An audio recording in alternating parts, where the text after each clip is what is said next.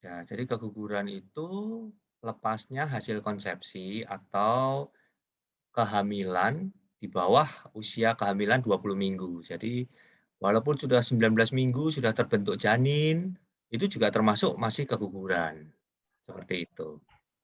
Jadi sekitar usia, kehamilan 3 bulan ya, Dok, ya? 5 bulan, 5 bulan? Oh, ya. ya, Ya. di bawah 5 bulan, Di bawah usia kehamilan 5 bulan bisa dikatakan keguguran saat hamil muda ya, Dok? betul. Ya. Lantas sebenarnya apa saja sih, Dok, penyebab keguguran saat hamil muda itu, Dok? Sebetulnya ada banyak faktor ya. Yang pertama misalnya, apakah ada masalah di dalam kromosom waktu pembentukan organ. Misalnya ada namanya BO atau blighted ovum, itu kehamilan yang tanpa terbentuk janin, itu bisa.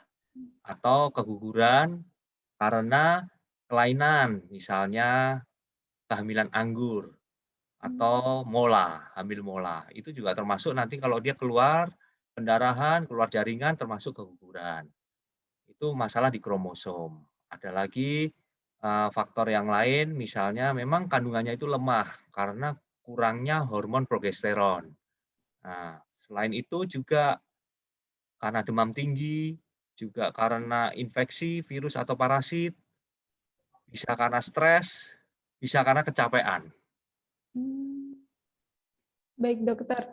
Lantas untuk, apa saja sih, Dok, faktor risiko keguguran saat hamil muda, Dok? Faktor resikonya, bisa misalnya kita mempunyai atau ibu hamil itu mempunyai faktor risiko penyakit kronis, misalnya ada hipertensi atau sakit gula, nah itu harus diperbaiki.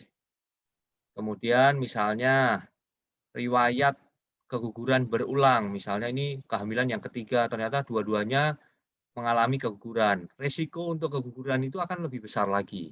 Jadi harus perlu dikontrol lagi.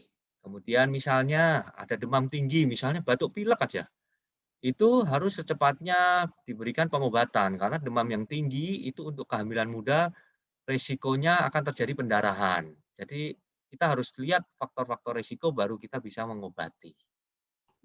Baik, Dok. Gejala apa saja yang bisa dideteksi saat mengalami keguguran, Dok? Mmm. Terima kasih sudah nonton. Jangan lupa like, subscribe, dan share ya.